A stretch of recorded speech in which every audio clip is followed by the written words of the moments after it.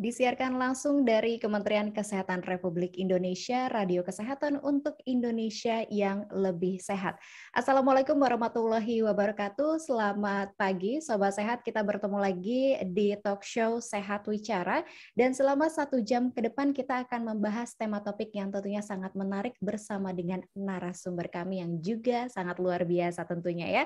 Dan Sobat Sehat, kali ini tema topik yang diangkat adalah rekrutmen PPPK atau P3K bidang kesehatan tahun 2022. Sobat Sehat, Menteri Kesehatan Budi Gunadi Sadikin menginisiasi adanya transformasi di bidang kesehatan, di mana terdapat 6 transformasi kesehatan dan salah satunya adalah terkait SDM kesehatan. Diperlukan pemerataan SDM kesehatan yang berkualitas dan juga merata untuk meningkatkan akses masyarakat terhadap pelayanan kesehatan. Salah satu upaya untuk pemenuhan pemerataan SDM kesehatan di pelosok Indonesia dengan adanya P3K bidang kesehatan tahun 2022. Dan seperti apa mekanisme dari P3K di bidang kesehatan tersebut? Pagi hari ini kita akan kupas topik rekrutmen P3K bidang kesehatan tahun 2022 bersama narasumber kita yang sudah bergabung. Ada Dr. Sugianto, Master of Applied Science selaku Direktur Perencanaan Tenaga Kesehatan, Direktorat Jenderal Tenaga Kesehatan, Kementerian Kesehatan. Saya sapa terlebih dahulu. Selamat pagi, Pak Dir. Selamat pagi, salam sehat untuk semuanya. Selamat pagi juga Sobat Sehat. Kabar baik, Ya. Pak Dir? Baik, Alhamdulillah, sehat-sehat. Ya. Luar biasa. Semoga Sobat Sehat yang mendengarkan dan juga menonton langsung juga dalam keadaan yang sehat. Yang lagi sakit, Sobat Sehat semoga bisa lekas sembuh ya. Dan untuk kamu yang ingin bertanya seputar topik, silahkan kirimkan di SMS ataupun WhatsApp kami 0811 874 1919 atau mention langsung di Twitter Instagramnya @radiokesehatan. Kita langsung saja, Pak Dir, Menteri Kesehatan Pak Budi Gunadi Sadikin ini sudah menginisiasi 6 pilar transformasi bidang kesehatan. Salah satunya adalah bidang SDM kesehatan. Mungkin bisa dijelaskan terlebih dahulu seperti apa itu transformasi bidang SDM kesehatan itu, Pak Dir, dipersilakan. Ya, terima kasih. Kami sampaikan ya bahwa memang untuk transformasi sistem kesehatan ada 6 pilar ya. Jadi salah satunya adalah transformasi di bidang SDM kesehatan. Jadi transformasi SDM kesehatan ini tentu nanti akan mendukung ya transformasi-transformasi yang lain, seperti misalnya transformasi terkait dengan layanan rujukan, layanan primer, maupun resiliensi kesehatan. Jadi peran SDM kesehatan ini menjadi sangat-sangat krusial ya untuk mendukung transformasi-transformasi tersebut. Dan barangkali di tenaga kesehatan yang tersedia ini harapannya nanti bisa cukup ya, kemudian merata dan menjadi satu enabler yang penting ya, karena menurut kami tanpa ketersediaan tenaga kesehatan yang memadai dan terdistribusi merata, baik dari sisi jenis, ya, kemudian jumlah maupun kompetensinya, fasilitas kesehatan tidak akan mampu memberikan pelayanan kesehatan yang optimal. Jadi kalau kita lihat barangkali permasalahan SDM kesehatan saat ini, mungkin untuk puskesmas ya kita ingin bahwa semua puskesmas itu nanti memiliki dokter. Jadi tidak ada puskesmas yang tidak ada dokter. Dan sampai sekarang barangkali masih 6% yang belum, ya, dari 10.000 lebih puskesmas. Kemudian ada 42% ya RSUD kabupaten kota ini belum memenuhi ya 7 jenis dokter spesialis. Ini juga menjadi PR. Kemudian juga supply dan demand lah tenaga kesehatan juga belum seimbang. Kemudian yang concern kami juga kompetensi dan mutu tenaga kesehatan, ya ini masih belum sesuai dengan harapan. Jadi harapan kami nanti barangkali dengan transformasi SDM kesehatan, itu nanti bisa untuk mengatasi permasalahan SDM kesehatan tersebut. Jadi masalah penyediaan tenaga kesehatan ya, di mana masih diperlukan peningkatan produksi tenaga kesehatan untuk menjawab kebutuhan pelayanan kesehatan untuk beberapa jenis tenaga kesehatan. Kemudian juga permasalahan distribusi tenaga kesehatan yang masih belum merata di seluruh Indonesia. Jadi meskipun pemerintah melalui Kementerian Kesehatan ya, kemudian khusus di Direktorat Jenderal Tenaga Kesehatan telah melakukan berbagai program intervensi, namun dalam upaya distribusi tenaga kesehatan di seluruh Indonesia, khususnya pada fasilitas pelayanan kesehatan di daerah-daerah tertentu ya, di daerah terpencil, tertinggal, kepulauan ini masih belum maksimal. Kemudian yang ketiga tadi barangkali terkait dengan mutu ya, barangkali ya, di mana diperlukan peningkatan kompetensi dan mutu tenaga kesehatan secara reguler lah, dan berkesinambungan sesuai dengan kebutuhan pelayanan kesehatan. Di beberapa barangkali sudah kita lakukan, Mbak. Jadi untuk transformasi pilar SDM kesehatan ini. Jadi pemerintah ya, Kementerian Kesehatan ini mendorong pemenuhan dan pemerataan tenaga dokter spesialis, kemudian tenaga kesehatan lainnya sesuai kebutuhan ya, dengan mengupayakan penyediaan, pendayagunaan dan peningkatan mutu ya untuk dokter spesialis dan tenaga kesehatan lain secara komprehensif. Ada berbagai program ya, di sini bisa kami sampaikan juga ya.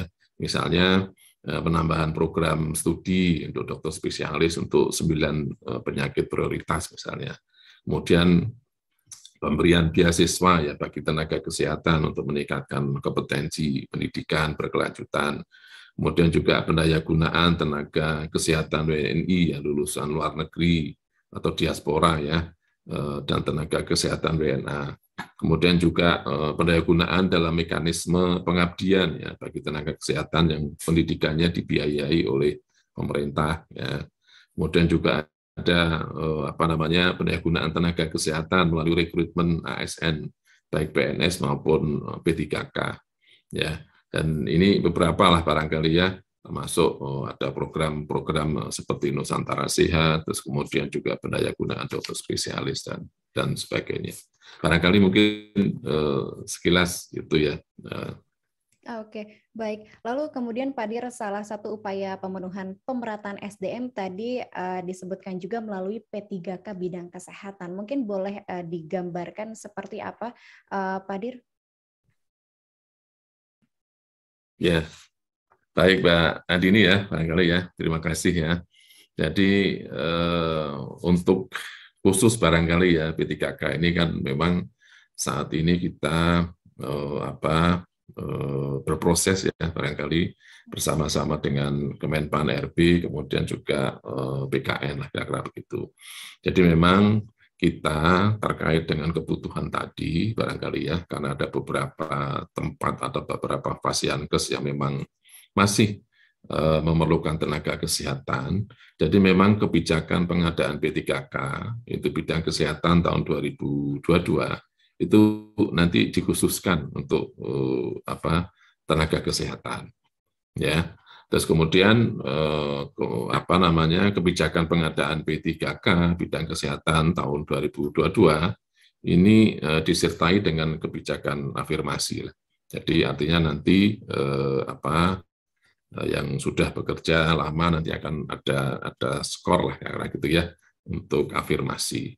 Ini tentu sebagai bentuk ya untuk penghargaan pemerintah ya dengan memberikan kesempatan ya bagi tenaga kesehatan yang bekerja aktif ya di fasilitas kesehatan pemerintah nanti untuk mengikuti seleksi ya P3K melalui jalur afirmasi ya, tentunya nanti ada persyaratan ya, ada kriteria-kriteria yang dipersyaratkan.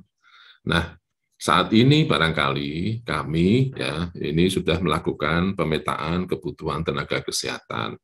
Kemudian juga sudah melakukan pemetaan individu ya tenaga kesehatan non-ASN, usulan ya afirmasi untuk pengadaan P3K ya dalam rangka pemenuhan kebutuhan di daerah. Jadi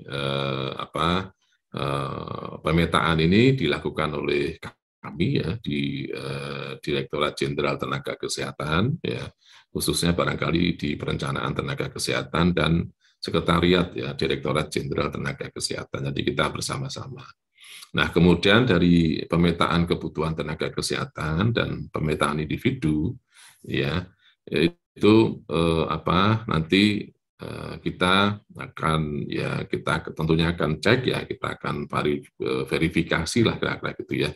Jadi kita akan kompilasi ya data-data tersebut ya dengan data-data yang dari P3K yang unit vertikal yang dari Kementerian Kesehatan. Nanti akan digabung ya, dijadikan satu, terus kemudian nanti akan diserahkan ke Kemenpan RB maupun ke BKN. Nah ini formasi ya barangkali kebutuhan tenaga kesehatan secara nasional di tahun 2022 sebenarnya ini nanti menjadi kewenangan pemerintah daerah. Ya, dalam hal ini kepala daerah ya sebagai P3K. Jadi untuk nanti mengusulkan formasi sesuai dengan tentunya ya kapasitas keuangan di daerah dan kebijakan di daerah masing-masing. Ya, serta tentu menjadi kewenangan dari Kemenpan RB ya untuk menetapkannya. Jadi kalau kita merujuk kepada usulan pemerintah daerah ya melalui e-formasi ya. Jadi ada e-formasi yang biasanya itu diisi oleh pemerintah daerah dan tentunya nanti ada pertimbangan-pertimbangan ya secara teknis dari BKN. Nah, tentu di sini peran Kementerian Kesehatan ini tadi ya melakukan pemetaan tenaga kesehatan secara nasional.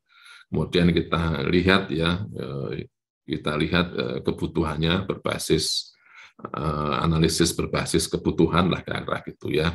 Atau biasanya kita ada aplikasi semacam aplikasi namanya aplikasi Renbud Mbak Andi. Ya, tadi aplikasi untuk perencanaan kebutuhan. Di mana nanti setelah tahap verifikasi, validasi, finalisasi data, ya kebutuhan tersebut ini bersama dengan pemerintah daerah ya, harus bersama-sama kita itu ternyata memang sudah kita peroleh data tenaga kesehatan secara nasional itu kurang lebih sekitar 259.578. Ya, jadi setelah kita selama ini ya, berkoordinasi, ya, verifikasi dan seterusnya ini ada sekitar sejumlah itu ya 259.000-an lebih ya. Nah ini barangkali selain pemetaan dan pemetaan kebutuhan, kemudian juga pemetaan individu non-ASN, usulan afirmasi secara nasional, kami ya dari Kemenkes juga terlibat nanti dalam perumusan kriteria afirmasi bagi tenaga kesehatan non-ASN dalam pengadaan P3K tahun 2022. Nanti pasti diskusi bersama dengan Kemenpan RB, BKN, Kemendagri maupun KL-KL lain yang terkait. Jadi secara garis besar barangkali itu ya. Jadi ini kita ingin meyakinkan ya bahwa karena tadi ya layanan rujukan, layanan primer ini sangat penting dan butuh SDM, kita ingin pastikan bahwa yang kosong-kosong itu nanti bisa terisi dengan adanya P3K ini. Gitu barangkali Mbak ini. Oke, baik. Semoga bisa menjadi sedikit gambaran juga Sobat Sehat ya untuk teman-teman yang bekerja di bidang kesehatan. Pak Dir, ini banyak sekali pertanyaan yang masuk ya, kita masih di segmen awal padahal, tapi nanti kita akan bahas di segmen terakhir tentunya. Dan lanjutan dari pertanyaan sebelumnya, Pak Dir, tentunya ada perencanaan mengenai berapa jumlah yang akan diperlukan di setiap formasi, termasuk juga bagaimana dengan penempatan nantinya. Mungkin boleh diinformasikan seperti apa mekanisme dan juga rekrutmen ini, Pak Dir? Ya, mungkin bisa saya sampaikan sekilas ya, Sobat Sehat semuanya. Jadi kebijakan dan mekanisme pengadaan P3K ini ya, dalam hal ini termasuk pengadaan P3K bidang kesehatan ya tentunya ya. Ini sebenarnya telah tertuang dalam peraturan Menpan RB ya, tahun 2009, tahun 2021. Nanti barangkali Sobat Sehat bisa cek ya, tentang pengadaan P3K ya untuk jabatan fungsional. Ini mencakup tahapan pengadaan atau rekrutmen, kemudian perencanaan ya, terus kemudian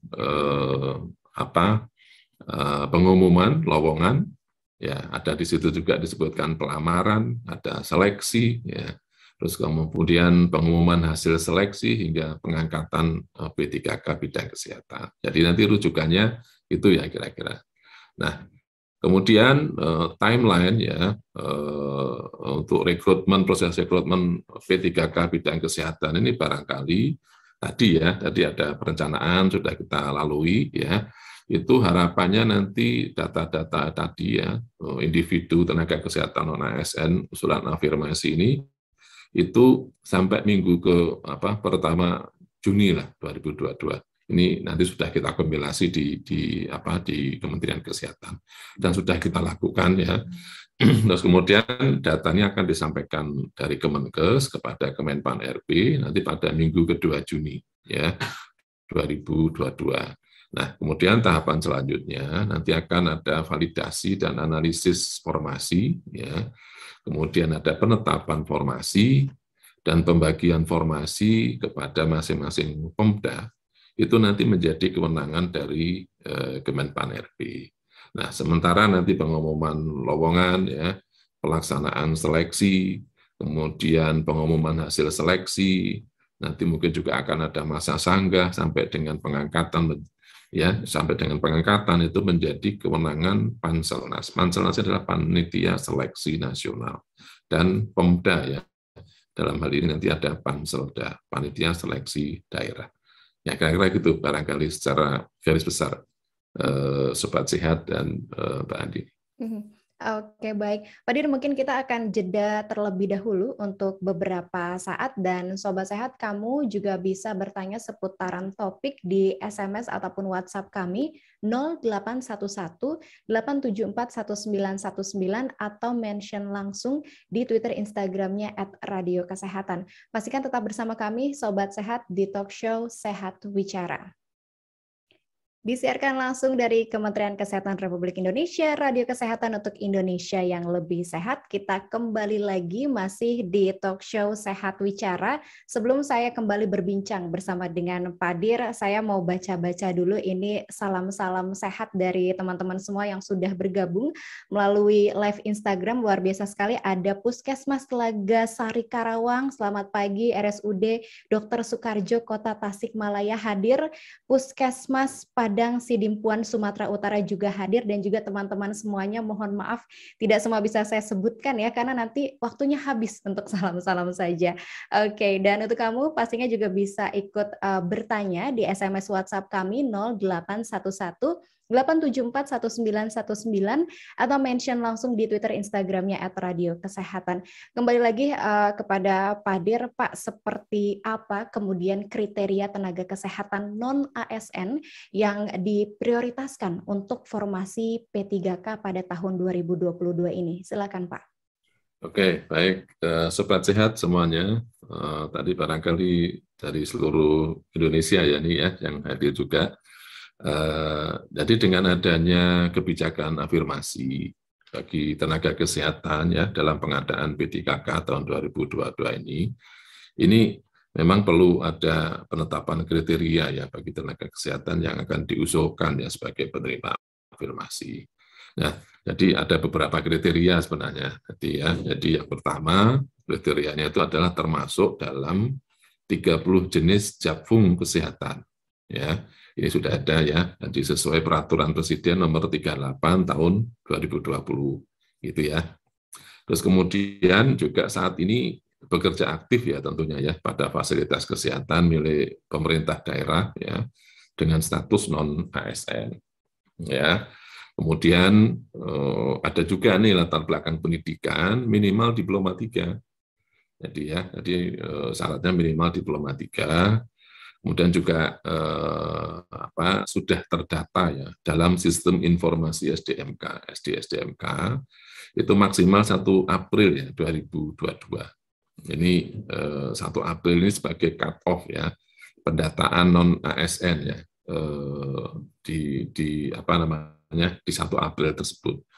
Nah, kemudian yang berikutnya tentu karena sebagai tenaga kesehatan ini harus memiliki STR aktif ya untuk jenis jabung kesehatan sesuai ketentuan Kemenpan RB ya 980 tahun 2021 dan SIP ya untuk yang bekerja di Pasyankes. Nah, ini yang tidak kalah penting tentunya harus diusulkan oleh pemerintah daerah. Ya. Jadi itu ya kriterianya. Tapi barangkali hal yang penting ya, difahami pada sobat sehat semuanya adalah bahwa ya nama individu tenaga kesehatan non-ASN yang masuk sebagai usulan afirmasi dari pemerintah daerah masing-masing bukan berarti ya secara otomatis akan diangkat sebagai P3K. Ya, nanti tetap harus melalui tahap seleksi gitu. Ada proses tadi yang seleksi saya sampaikan ya. Sebagaimana tertuang dalam peraturan Menpan RB nomor 29 tahun 2021 tadi seperti saya sebutkan sebelumnya. Nah, tentunya yang tidak kalah penting ya untuk diketahui juga bahwa jumlah kuota ya formasi P3K yang ditetapkan untuk daerah ini sangat tergantung dari kapasitas fiskal masing-masing pemerintah daerah. Jadi artinya ya, pasti akan melihat kemampuan daerahnya seperti apa begitu nanti untuk mengajukan formasi itu. Jadi bisa saja misalnya dia bisa mengajukan semua ya, atau barangkali formasinya hanya baru sebagian dan seterusnya. Itu tergantung dari kemampuan fiskal dari masing-masing daerah. Ini barangkali juga hal penting ya untuk diketahui untuk sobat sehat semua. Oke, baik. Kemudian Pak Dir, bagaimana caranya kita bisa mengetahui bahwa nama kita ini termasuk ke dalam yang diusulkan oleh pemerintah daerah? Ya, sebenarnya kalau nanti sobat sehat ya, barangkali yang ada di puskesmas, di pasienkes, di daerah ini, kepastian nama individu ini yang masuk dalam usulan afirmasi dapat dikonfirmasi ya kepada dinas kesehatan masing-masing provinsi maupun kabupaten kota. Nanti silahkan barangkali mungkin diklarifikasi. Kemudian nama individu yang terdata ya, dan masuk sebagai usulan afirmasi itu telah melalui tahap ya, verifikasi dan validasi. Ya, saat DES ya, kita sebelumnya ada DES finalisasi data ya oleh Kementerian Kesehatan bersama dengan pemerintah daerah, provinsi, kabupaten, kota ya. Dari tanggal terakhir kemarin tanggal 23 sampai 27 Mei 2022. Kemudian kita lanjutkan lagi nih kemarin tanggal 30 sampai tanggal 2 Juni 2022. Jadi nanti sobat sehat barangkali bisa konfirmasi ya ke Dinas Kesehatan provinsi maupun kabupaten kota ya. Oke, baik. Nah, kemudian Pak Dir, apakah selain non-ASN yang akan diprioritaskan, ada formasi rekrutmen P3K bidang kesehatan di tahun 2022 ini untuk masyarakat umum, Pak Dir? Sejauh ini, barangkali menurut informasi ya dari Kemenpan RB, rencananya tetap akan dibuka ya untuk pendaftaran dan seleksi P3K bagi tenaga kesehatan dari jalur umum. Nah ini tadi barangkali menjawab beberapa nanti kalau ada yang pertanyaannya. Selain tenaga kesehatan non-ASN yang sudah diusulkan afirmasinya. Jadi Bapak Ibu barangkali sobat sehat semuanya tidak usah khawatir ya, tetap ada ya kalau menurut informasi dari Kemenpan RB. Namun demikian kita belum bisa tentunya memastikan kebijakan tersebut ya apakah sudah final ya atau nanti ada perubahan-perubahan, kita belum tahu, kita tunggu semuanya barangkali ya, karena kebijakan tersebut menjadi kewenangan dari Kemenpan RB dan panitia seleksi nasional. Tapi mudah-mudahan lah nanti kita bisa dapatkan infonya ya sama-sama dalam waktu yang tidak terlalu lama. Gitu barangkali. Oke, baik. Kemudian Pak Dir, bagaimana jika fasilitas kesehatan tersebut mungkin sudah tidak bisa menginputkan data, Pak Dir? Ya, jadi ini juga kemarin banyak yang bertanya ke kami ya, barangkali ya, sobat sehat, Mbak Andini ya. Jadi fasilitas kesehatan ini sebenarnya dapat kapan saja yang menginput data dan melakukan pemutakhiran ya, updating data individu tenaga kesehatan melalui SDMK. Jadi ini karena fasilitas kesehatan ini ya jadi memang yang mengakses itu dari fasienkes, jadi tidak bisa individu memang. Ya, jadi fasienkes atau vaskes ini dapat setiap saat ya nanti mengakses SDMK menggunakan username dan password masing-masing. Itu ya, jadi perlu difahami ya. Jadi memang bisa nih terus diupdate saja setiap waktu, ya gitu ya. Tapi memang yang mengupdate adalah petugas ya dari Vaskes tersebut ya, yang sudah diberi kewenangan untuk mengupdate lah ya itu. Justru yang diharapkan oleh kami ini adalah Vaskes ini dapat berkomitmen dan berdisiplin ya dalam melakukan input dan update data ya setiap ada pergerakan tenaga kesehatan. Nah, ini misalnya ada yang masuk ya keluarin langsung diupdate lah kayak gitu sehingga datanya baru terus ya kayak gitu ya. Bukan pada saat sekarang terus kemudian baru bingung ini datanya gimana terus nyari-nyari. Kadang-kadang ada kendala-kendala. Ini yang tidak seperti yang kita harapkan sebenarnya.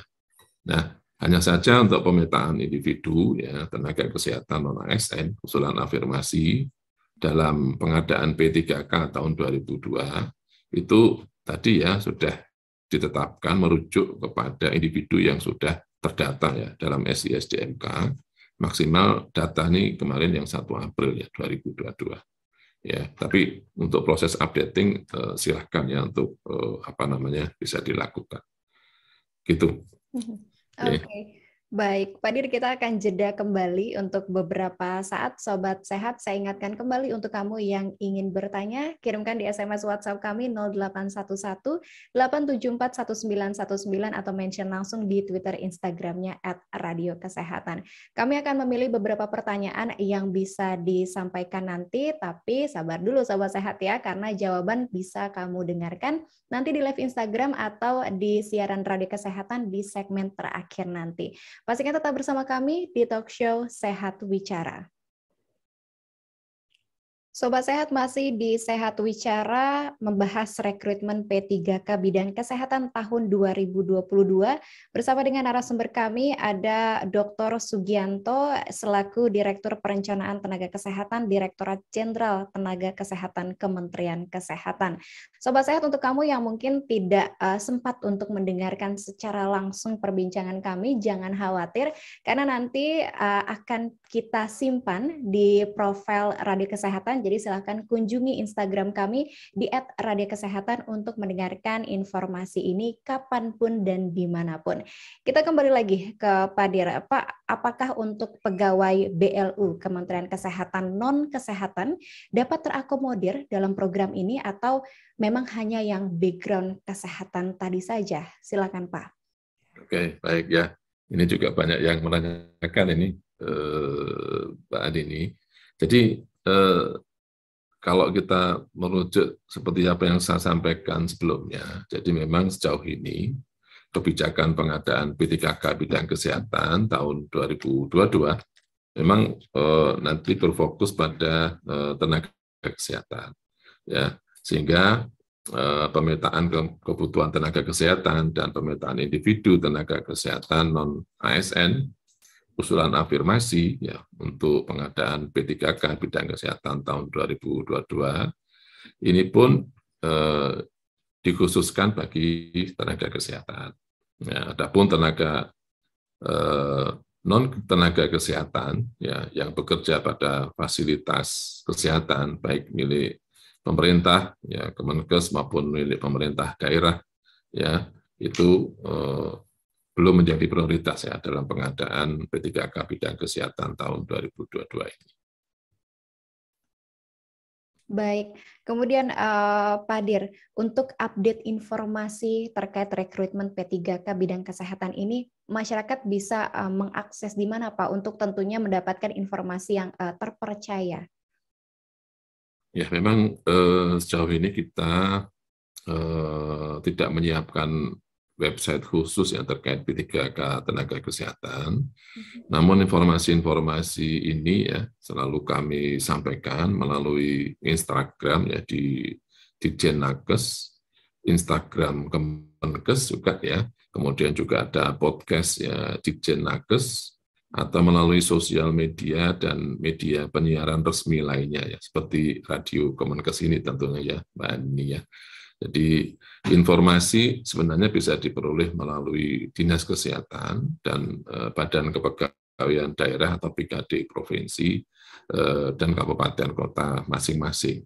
Nah, apabila ada hal yang perlu konfirmasi ya terkait kebijakan pengadaan P3K bidang kesehatan tahun 2022 ya terutama yang berkaitan dengan kebutuhan daerah, ini dapat menghubungi Direktorat Jenderal Tenaga Kesehatan dan Kemenpan RB. Baik, demikian. Okay. Baik, nah Sobat Sehat ya, kita kembali lagi tadi seputaran berita-berita yang mungkin tidak terpercaya. Ini adalah salah satu tema yang hangat diperbincangkan saat ini, jadi tetap berhati-hati seperti pesan tadi Pak Dir sampaikan dari WhatsApp group misalnya Sobat Sehat ya, atau mungkin juga dari akun-akun yang mungkin dalam tanda kutip tidak resmi dan juga tidak terpercaya, kita patut berhati-hati atas oknum-oknum yang mungkin tidak bertanggung jawab. Nah, kemudian Pak Dir, bagaimana dengan pendaftarannya, proses pendaftarannya mungkin banyak yang bertanya lebih lanjut, dapat menghubungi kemana, Pak Dir? Ya, jadi nanti pasti akan ada informasi yang jelas ya, tapi nanti barangkali pendaftarannya akan dilakukan secara tersistem ya, melalui sistem seleksi CASN, atau biasanya kita kenal dengan SSCASN, BKN. Ya. Kemudian mekanisme proses pengumuman lowongan ya, pendaftaran P3K ini menjadi kewenangan dari Panselnas ya, Panitia Seleksi Nasional dan Panselda ya. Jadi mungkin kira-kira itu yang bisa kami sampaikan sementara ya, Mbak Anini dan Sobat Sehat semua. Oke, baik. Pak Dir, kita sudah menggunung sekali ini pertanyaan dari teman-teman tenaga kesehatan ya yang masuk. Kita akan coba sapa nanti di segmen terakhir. Silakan Sobat Sehat untuk kamu yang mungkin masih bertanya-tanya seputaran rekrutmen P3K bidang kesehatan di tahun ini seperti apa? Apakah saya bisa, Pak? Apakah saya dari sini bisa untuk ikutan daftar? Nah, silakan di SMS WhatsApp-nya 0811 874 1919 atau mention langsung di Twitter Instagramnya @radiokesehatan. Nanti kita kembali lagi, Sobat Sehat, tetap bersama kami di Talk Show Sehat Wicara. Sobat Sehat, kita kembali lagi di Talk Show Sehat Wicara dan kita sudah masuk di segmen terakhir. Itu tandanya saya akan membacakan pertanyaan-pertanyaan dari Sobat Sehat yang sudah masuk. Kita coba ke pertanyaan pertama terlebih dahulu. Pak Dir tidak disebutkan namanya dari WhatsApp. Assalamualaikum, izin bertanya. Untuk tenaga honorer non-nakes di Fasiankes bagaimana nasibnya? Apa ada kesempatan untuk menjadi P3K seperti staf teknis, dosen, dan lain sebagainya? Silakan Pak Dir. Yeah. Terima kasih ya. Ini mungkin juga banyak yang bertanya ya, Sobat Sehat semuanya. Jadi memang untuk tahun ini prioritasnya untuk yang tenaga kesehatan dulu, dan pasti nanti akan ada kesempatan ya, mudah-mudahan di tahun-tahun berikutnya gitu. Jadi tadi karena memang persoalan pemenuhan tenaga kesehatan ini kan menjadi sangat krusial, harapannya itu bisa terpenuhi dulu ya, kita prioritaskan, dan kemudian nanti tenaga-tenaga non kesehatan yang lain. Gitu barangkali. Oke, baik. Semoga bisa terjawab Sobat Sehat ya. Kemudian masih dari WhatsApp, selamat pagi Bapak. Jika sudah lolos menjadi pegawai P3K, apakah diizinkan untuk bisa mendaftar CPNS di tahun berikutnya? Silakan Pak Dir.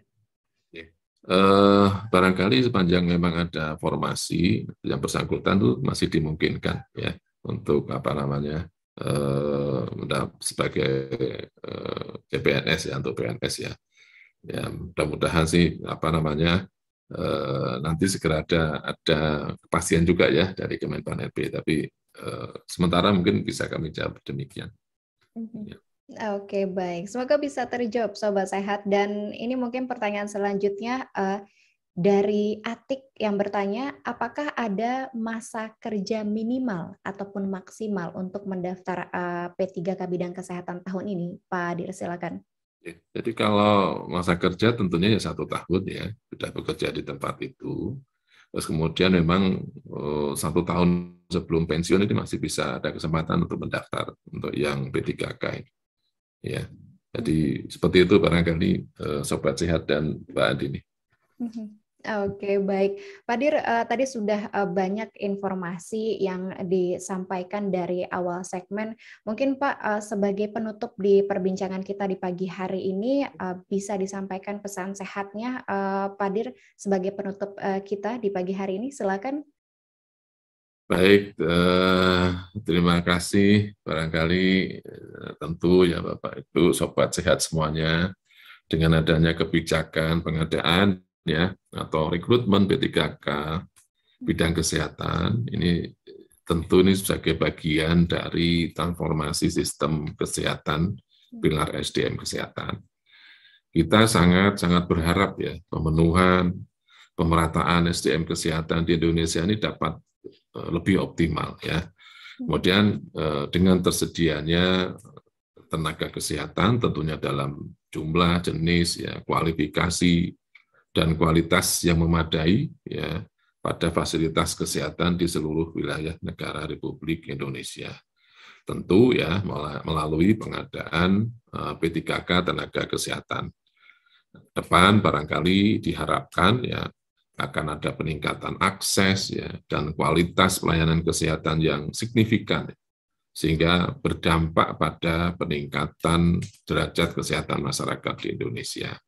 Nah, sekali lagi untuk informasi terkait rekrutmen ya, P3K bidang kesehatan dapat diakses melalui sosial media atau media penyiaran resmi Kementerian Kesehatan Republik Indonesia atau Kemenpan RB dan BKN. Barangkali itu ya. Terima kasih Sobat Sehat semuanya dan Mbak Andini. Terima kasih juga Pak Dir yang sudah turut hadir dan juga menjelaskan serta menjawab pertanyaan-pertanyaan dari Sobat Sehat yang masuk. Dan memang Sobat Sehat ya masih banyak pertanyaan kami coba jawab, tapi nanti di lain kesempatan Sobat Sehat semoga kita bisa kembali turut hadir dan juga memberikan informasi terupdate, terutama seputaran rekrutmen P3K bidang kesehatan di tahun 2022 ini. Sekali lagi Sobat Sehat, demikianlah kita simak bersama penjelasan menarik Sehat Wicara rekrutmen P3K bidang kesehatan tahun 2022 bersama dengan narasumber kami, Sugianto, Master of Applied Science selaku Direktur Pengelolaan Tenaga Kesehatan Direktorat Jenderal Tenaga Kesehatan Kementerian Kesehatan. Terima kasih sekali lagi, sehat selalu Pak Dir dan selamat bertugas kembali. Dan sama-sama, terima kasih semuanya. Baik, terima kasih juga Pak. Dan untuk informasi kesehatan dapat kita akses tentunya di kemkes.go.id maupun sosial media Twitter @kemenkesri, halo Kemenkes 15567 serta tentunya di radiokesehatan.kemkes.go.id. Saatnya saya Andini pamit undur diri. Selamat pagi. Wassalamualaikum warahmatullahi wabarakatuh. Baik, terima kasih. Assalamualaikum warahmatullahi wabarakatuh.